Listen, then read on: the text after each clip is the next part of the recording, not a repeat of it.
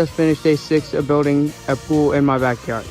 Today was not very successful because the ground froze overnight and the creek flooded over yesterday with the heavy rain we got.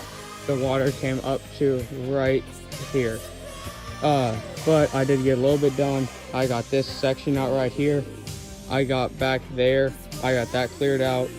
And then right in that little area, I got that all cleared out, and then a little bit right there. So not a great day, but I'll keep you posted for day 7 coming tomorrow.